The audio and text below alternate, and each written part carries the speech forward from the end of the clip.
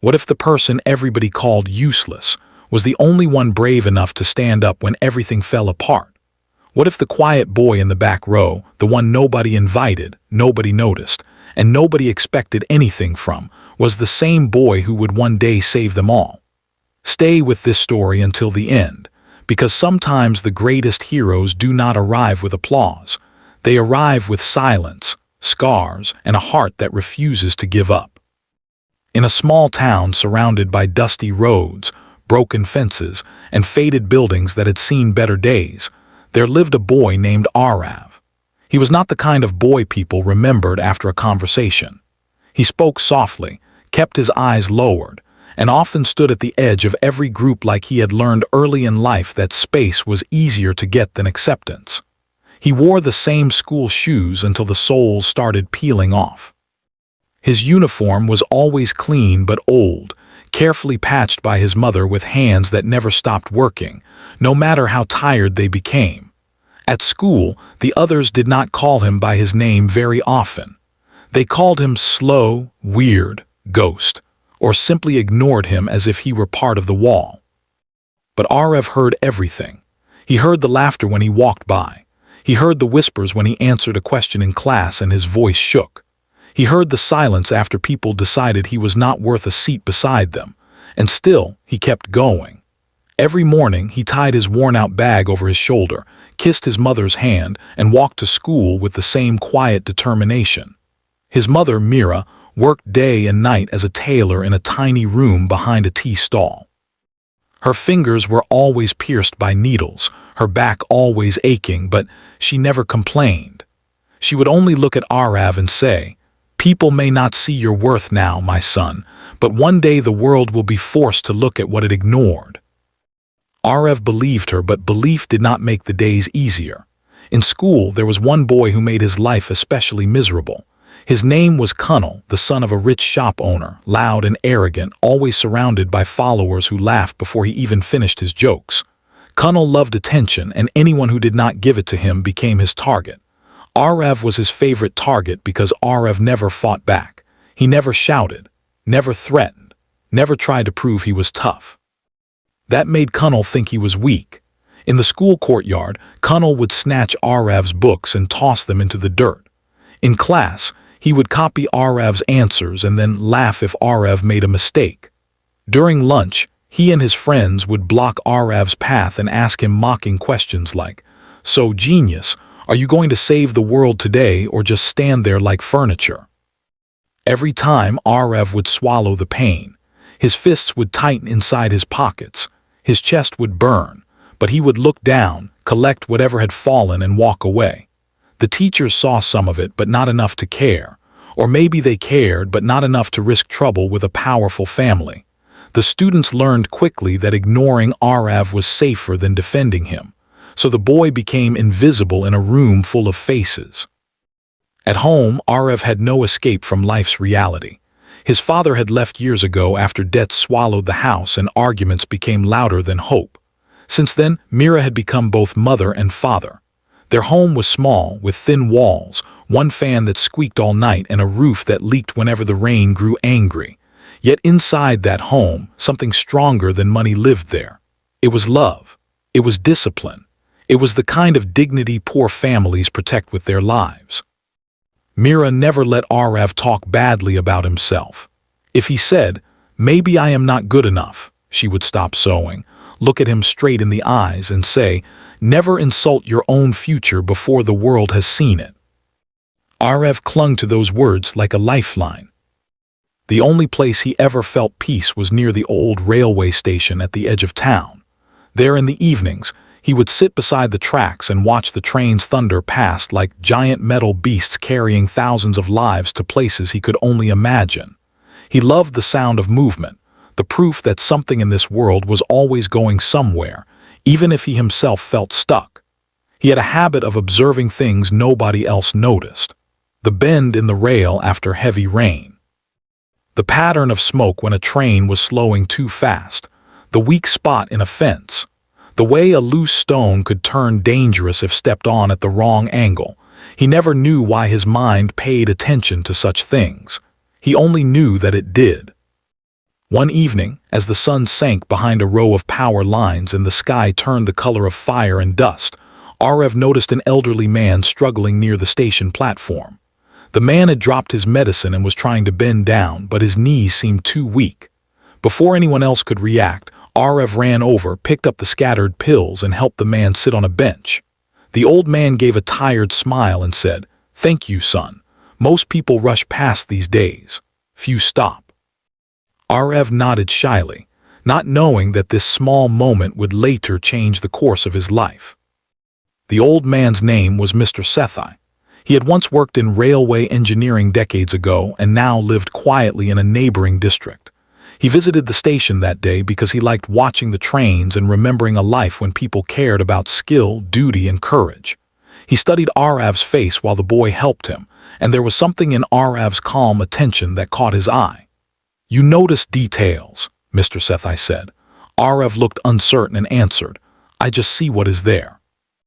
Mr. Sethai smiled. "That, my boy, is rarer than genius." Aarav did not understand the importance of that moment yet. But the next week, Mr. Sethai invited him to a small community workshop that taught practical problem-solving, basic mechanics, and safety awareness. Aarav went mostly because he did not know how to say no to a man who had shown him kindness. The workshop was held in a dusty hall with old fans and benches that creaked whenever anyone shifted. There were only a few students, most of them older and more confident than Aarav. At first he sat in the back and said nothing. But when the instructor asked them to identify the cause of a faulty lever in a model system, Aarav quietly raised his hand and explained not only the issue, but also the exact sequence of stress points that had caused it to fail. The room went still. The instructor leaned forward. "How did you see that?" Aarav shrugged, embarrassed. "I watched the movement, it looked wrong." The instructor asked him more questions. Aarav answered carefully but with surprising precision. By the end of the session, the instructor was no longer smiling out of politeness. He was smiling with genuine interest. Mr. Sethai, who had been watching from the corner, nodded silently. For the first time in his life, Aarav felt that maybe his habit of noticing things was not a curse. Maybe it was a gift. And gifts, when hidden for too long, can sometimes change everything the moment they are discovered. Still, school remained cruel. Kunal and his friends did not suddenly become kind because Aarav had found one place where he was valued. In fact, they became worse. They sensed a new kind of calm in Aarav and interpreted it as weakness. One afternoon after class, they cornered him behind the science block. Kunal flicked his finger against Aarav's chest and sneered. "Tell me, do you ever get tired of pretending you matter?" One of the boys laughed. Another pushed Aarav's shoulder. Aarav fell against the wall but did not retaliate. He only got up, dusted off his shirt, and looked at them with eyes that were not angry but tired beyond his years. That look bothered Kunal more than fear would have. A week later, the town began preparing for its annual winter festival, a large celebration held at the railway grounds. It was the pride of the whole town, bringing in vendors, music, children, fireworks, and a special train exhibition that drew visitors from nearby districts. The station became busier than usual. Engineers, volunteers, workers, and local officials were all involved in setting up the event. Aarav and his mother were among the many volunteers chosen to help with small tasks because the festival needed every pair of hands it could get. Aarav spent his evenings arranging chairs, carrying signs, and assisting at safety points near the platform. Then one afternoon, while checking the route of a service cable near the old storage wing, Aarav noticed something everyone else missed. A faint smell, a thin wisp of smoke. Not the thick smoke of a fire already raging, but the dangerous, almost invisible sign of overheating hidden inside a maintenance panel. He crouched down and saw wires pressed against damaged insulation. The panel was warm, too warm. His pulse jumped. He remembered Mr. Sethai's workshop lessons about overload and electrical failure. His mind raced through the layout of the station's temporary lighting and speaker system. If the current surged at the wrong time, the panel could catch fire. And if that happened during the crowded festival, Panic could spread faster than flame. Aarav quickly looked around, but the supervisors were busy. He called one worker over and tried to explain. The man frowned, glanced once, and waved him off. "It's nothing. Go finish your job." Aarav tried again, more urgently, but the man snapped, "Stop inventing problems." Aarav stood there, torn between obedience and instinct. He knew how this looked. He was the boy nobody believed. The moment he insisted too much, people would call him dramatic, useless, or attention-seeking. But then he heard the crackle again, faint, real. So he did something he had never done in his life. He ran. He sprinted straight to the main control tent, breath burning in his throat, and burst inside, nearly slipping on the floor. People turned to stare. He shouted that the panel near the storage wing was overheating, that the wiring was damaged, that someone had to cut power and inspect it immediately. For a second, the tent was frozen. Then a senior technician looked irritated and demanded, "Who told you this?" Aarav's mouth dried. "No one. I saw it." A few people exchanged skeptical looks. One of the officials almost laughed. Then Mr. Sethai, who had arrived earlier to oversee the safety display, stepped forward. He looked at Aarav, then at the faces around him, and said firmly, "Check it now." There was something in his tone that ended the argument. The technicians rushed to the storage wing, and within minutes they found exactly what Aarav had described. The panel was dangerously hot. One exposed wire had already begun to char. If the crowd had stayed just a little longer near the old platform lights, the entire section could have ignited. The repairs began immediately. The festival schedule was delayed. Some people were annoyed. A few even muttered that it was an unnecessary scare. But when the electricians later confirmed that Aarav had likely prevented a major fire, the silence that followed was heavier than any applause. That night should have changed everything, but in the beginning it changed almost nothing. People praised the engineers, they thanked the officials, they talked about teamwork and good protocols. Aarav's name was mentioned only briefly, as if he were a small footnote in a much bigger story. Kunal heard what had happened and refused to believe it.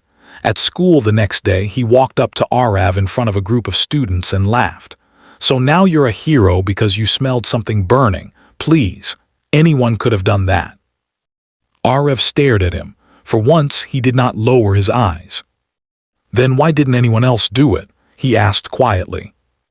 Kunal's smile faded for just a second. That same day, the town received a far more serious blow. The festival had not fully ended when a violent winter storm swept into the area, bringing heavy rain and howling wind that snapped poles, tore loose banners, and flooded the lower roads. With the storm came panic. The river beside the railway line began rising faster than expected. The old drainage channels, already weakened by neglect, started to fail. The station compound, filled with temporary structures and equipment, was at risk of flooding. Workers moved quickly, but the water was rising too fast in the dark. People were shouting, children were crying, vendors were rushing to save their goods, officials were trying to organize evacuation. The storm made every voice sound smaller. Then came another disaster, a signal failure near the platform. Without power in one section and with the crowd moving chaotically, the train yard became unsafe. A commuter train due to pass through the station had already been delayed once, but now it was approaching on an alternate line with limited visibility. If it entered the station area while the lower track remained flooded, and a temporary barricade had shifted, the risk of derailment or collision was real. Fear spread like wildfire. And in the middle of that chaos, the same boy everyone ignored stood still and looked. Aarav had been helping his mother move supplies into a dry storage room when he noticed the water level near the eastern barrier. He saw the angle of the driftwood collecting by the drainage gate. He saw the reflections of the station lights in the flooded section. He saw how the barricade had shifted under the pressure of the current. Most people saw only rain and panic. Aarav saw a pattern of danger. His mind worked the way a lock clicks open when the right key touches it. He realized that the temporary walkway near the lower platform was about to collapse if the flood pressure continued. and if the crowd kept moving toward that section, someone could fall into the water or be trapped when the train passed. He tried to warn the nearest guard, but the man was busy shouting into a radio. Aarav tried another. No one listened. Everyone was too overwhelmed, too frightened, too occupied with their own job to trust a boy with muddy shoes and a trembling voice. So Aarav made another choice that changed his life forever. He climbed the wet embankment in the rain and ran toward the lower platform alone. People shouted at him to come back. His mother screamed his name, but Aarav kept moving. He reached the barricade, saw it buckling, and knew there was no time. He grabbed an emergency cable, used it to secure the loose barrier temporarily, and then started waving and shouting with every ounce of strength in his body. "Do not go that way. Move the crowd back. The walkway is failing." At first, some people ignored him. But then the barrier groaned loudly. The wood cracked, and the first section gave way with a horrible splash into the floodwater. That sound changed everything. Now people were listening. Aarav shouted again, directing them toward higher ground.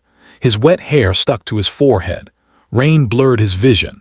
His arms were shaking from the effort of holding the cable and pointing people away from danger. A train horn sounded in the distance, sharp and alarming. The station master finally understood the threat and ordered an emergency halt on the line. Workers rushed to redirect the approaching train. Sirens wailed. Floodlights flashed. In the storm, Aarav became the center of a rescue, effort no one had expected a boy like him to lead. He was not the strongest, not the loudest, not the most important on paper, but he saw what others missed, and when it mattered most, he moved first. Then came the moment that the town would talk about for years. One child had been separated from her mother near the lower platform when the crowd surged backward. She was small, frightened, and trapped near a section of loose fencing close to the floodwater. Without thinking, Aarav ran back through the rain, ducked under a hanging banner, and reached her just as a gust of wind sent the fencing loose. He lifted the child into his arms and carried her toward safety while debris slapped against the flooded ground behind him. A worker grabbed the child from him at the top of the steps. Aarav nearly slipped, caught himself, and then helped pull two more people up the slope before collapsing to his knees in the mud.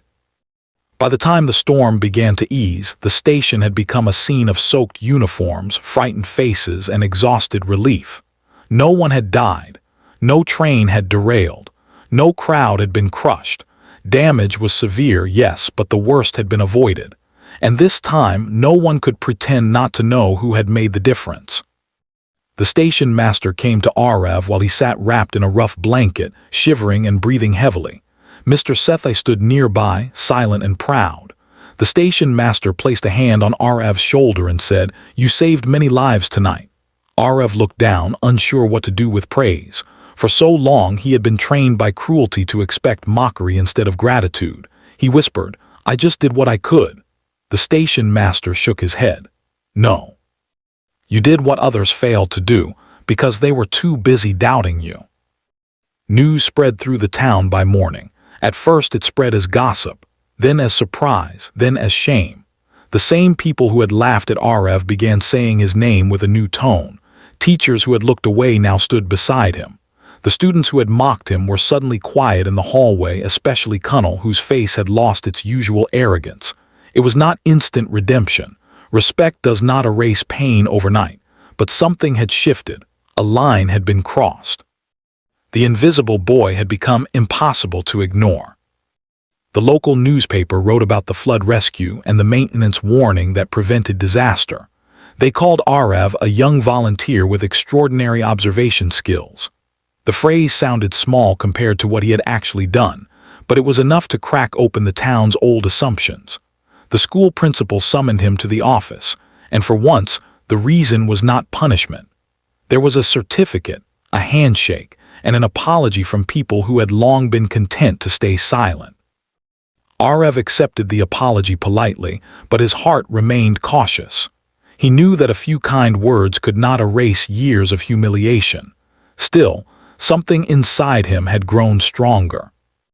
And it grew stronger because his mother cried that night for a reason that had nothing to do with fear. She cried because she had seen the world finally begin to see her son. Mira held Aarav's face between her hands and said, "I knew it. I knew you were carrying more light than this town could understand." Aarav, who had endured so much with so little complaint, finally let himself cry too, not from weakness but from release. He cried for every time he had been laughed at, every time he had been ignored, every time he had wanted to disappear, because now he knew that none of those painful moments had defined him. They had only delayed the moment the world would learn who he really was.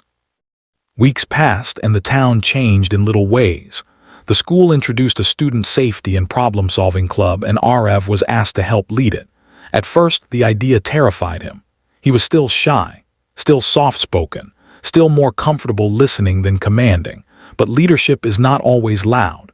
Sometimes leadership is simply the courage to be the first person who sees danger and refuses to look away. Aarav learned how to speak in front of others. He learned how to trust his own judgment. He learned that his quiet nature was not a defect. It was part of how he observed, thought, and acted. Kunal did not become his best friend. Life is not a fairy tale where every bully magically transforms into a saint. But there were moments, small and uneasy, when Kunal watched Aarav from across the courtyard with something close to regret. One afternoon, during a school assembly about responsibility and courage, Kunal stood up in front of everyone and admitted that he had been among those who mocked Aarav. The admission did not fix the past. It did not make him innocent. But it was a sign that even pride can crack when confronted by truth. Aarav listened without expression, then nodded once. Not forgiveness exactly. Not yet, but not hatred either. That winter, Mr. Sethai took Aarav on as a formal trainee in a local technical mentorship program. Aarav flourished there. He learned basic engineering, safety inspection, public systems, and emergency planning. The same mind that once made him a target for being too quiet now made him invaluable in spotting faults before they became disasters. He had discovered that people who watch carefully often save the world in ways that only become visible when something has already gone wrong. But Aarav also understood something deeper now. He did not want to wait for disasters to prove his worth. He wanted to build a life where his skills could protect others before tragedy struck. Years later, people would still talk about the flood, the train, the fire risk, and the boy who saw danger before anyone else did. They would say he had been lucky. Some would call it instinct. Others would call it bravery. Mr. Sethai, however, would always say the same thing. It was not luck, it was character. And that was true. Aarav's heroism was not born in a single dramatic moment. It was built quietly, day after day, through humiliation that did not harden him into cruelty, through poverty that did not break his dignity, through loneliness that did not erase his compassion. He became the hero nobody expected because he had spent years becoming someone who could carry responsibility when it mattered. The world thought he was nothing because he said little. In truth, he was watching, learning, and preparing. The greatest lesson in his story is not that ignored people can become heroes. It is that every person carries a hidden value the world may not recognize at first. The quiet ones may be carrying wisdom. The bullied may be carrying resilience. The overlooked may be carrying the exact skill, heart, or courage needed for the moment everything changes. Never judge a life by the noise it makes. Never mistake silence for emptiness. And never decide a person's future based on the worst way others have treated them. Because sometimes the one everybody underestimates is the only one strong enough to stand when everything is falling apart. So remember this the next time you see someone sitting alone, speaking softly, or being laughed at because they seem different. The world has made that mistake before, and this story is proof that the boy everyone ignored can become the hero nobody expected. The moral is simple and powerful. Never underestimate the quiet, never mock the weak, and never let cruelty blind you to hidden greatness. Because one day the person you dismissed may be the one who saves everyone.